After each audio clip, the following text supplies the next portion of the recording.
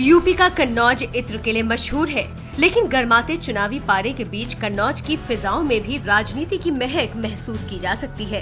कन्नौज मुलायम सिंह यादव की समाजवादी पार्टी का गढ़ माना जाता है।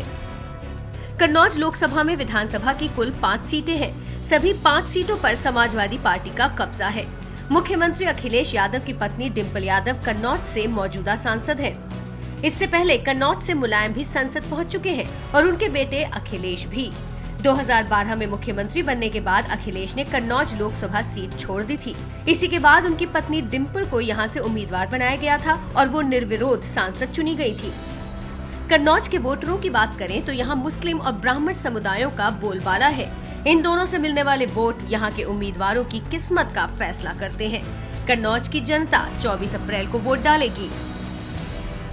नमस्कार, मैं हूं पंकज झा। कौन बनेगा प्रधानमंत्री में नुक्कड़ बहस आज हो रही है कन्नौज में। इत्र के लिए मशहूर ये इलाका अब समाजवादियों का गढ़ बन गया है। 1967 में राम मनोहर लोहिया यहां से सांसद चुने गए थे, फिर 1999 में मुलायम सिंह यादव भी, और अखिलेश यादव ने अपने राजनीतिक जीवन की शुरुआत जो है वो यहीं कन्नौज से की। लगातार 3 बार सांसद बने और जब 2012 में वो यूपी के मुख्यमंत्री बन गए तो फिर उनकी पत्नी डिम्पल यहां से निर्विरोध सांसद चुनी गई। अब दिल्ली में मुलायम सिंह पहुंचेंगे या फिर अरविंद केजरीवाल या राहुल गांधी या नरेंद्र मोदी। सबसे पहले बात आम जनता की। जनता जो जनार्दन है वो तय करेगी कि क्या होगा दिल्ली में। आप बताइए, आज क्या लग रहा है आपको, माहौल किसकी हवा बह रही है? माहौल में तो नमो की ही हवा बह रही है और पूर्णता ही अब देश को जो है चाहिए कि नरेंद्र मोदी की सरकार बने। ठीक है, आपको क्या लग रहा है? ओनली मोदी। बस ओनली मोदी है आना चाहिए बस। आप लोग बीजेपी के तो नहीं है? नहीं।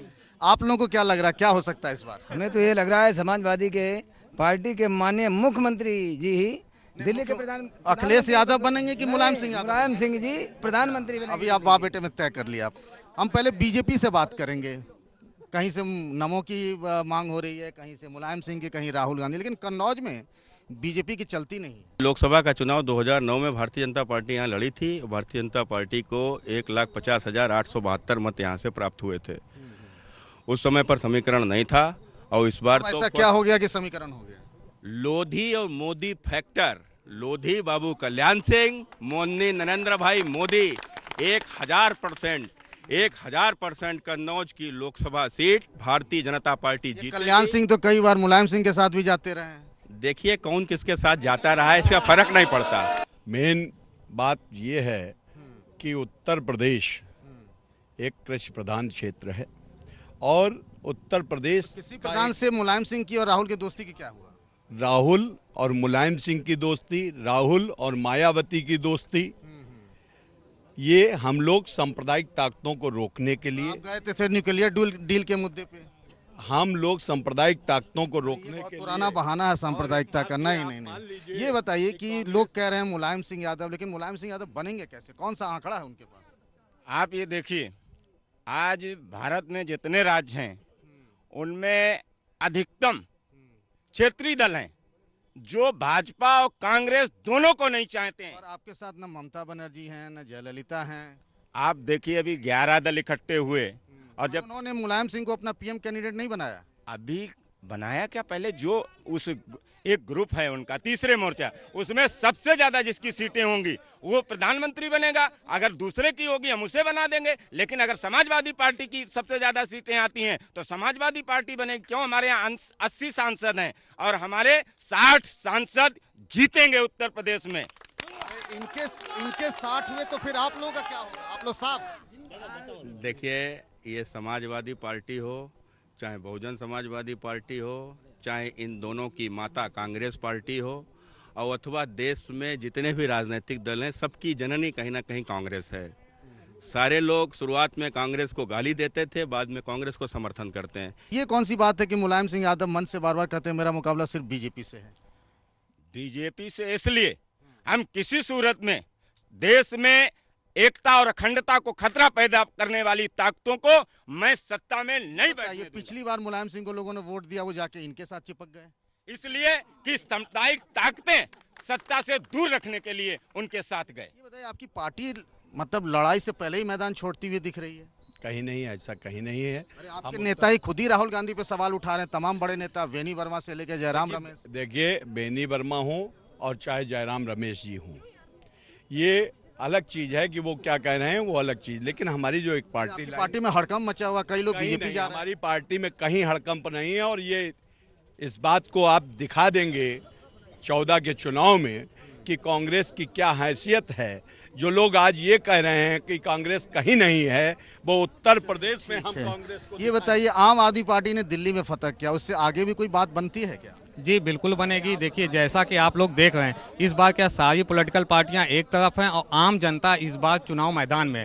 ये जो लड़ाई है, ये आप लोग लड़ाई किस बात के लिए लड़ रहे हैं, क्या करने के लिए? नहीं, भ्रष्टाचार के खिलाफ जो माहौल बना, सारी पॉलिटिकल पार्टियां एक से बढ़कर एक हैं। सब लोग भ्रष्टाचारी हैं?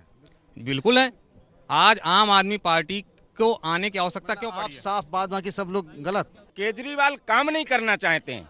उन्हें अगर दिल्ली की जनता ने मौका दिया था, 18 उन्होंने वादे किए थे, कम से कम 17 पहले वादे कहेंगे आप?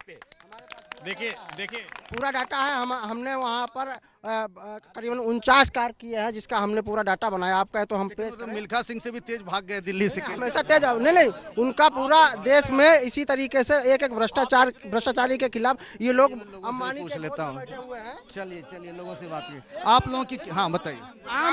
आम आदमी पार्टी वालों से केवल ये पूछिए, आज से पहले वोट कब किया था? ये वोट नहीं डालने जाते, केवल अराजकता फैला रहे हैं। गांव के हम लोग जन्म से लेके पढ़ाने तक, उसके पेंशन बुढ़ापे तक पूरा ठेका समाजवादी पार्टी ले रही है। बताइए। तीसरा मोर्चा ऐसा मोर्चा है जिसमें ऐसी बारात है जिसमें दूल्हे का पता ही नहीं दूल्हा कौन है। वो एक ऐसी बारात है। कह रहे हैं कि बारात का दूल्हा कौन होगा? हमारी बारात का दूल्हा है। इनकी तो दुल्हन ही नहीं, बगैर दुल्हन दूल्हा सजा घूम रहा है।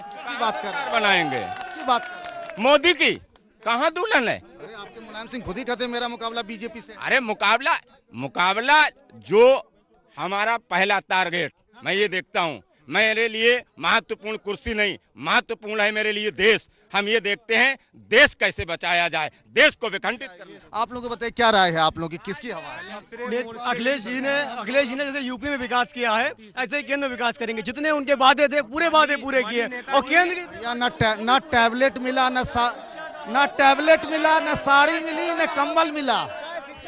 नहीं, पूरी बातें नहीं दी। मुजफ्फरनगर का दंगा भी हुआ। आप बात क्यों नहीं पूरी सुनते हैं? आपने जो देश बनाने की जो बात चल रही थी, देश कहां से बनेगा? देश शिक्षा से बनेगा। शिक्षा की व्यवस्था को गुजरात में दंगे से होगा। देखिए, गुजरात में दंगा 2002 में हुआ। उत्तर प्रदेश में समाजवादी पार्टी की सरकार बनने के बाद से 100 दंगे हुए।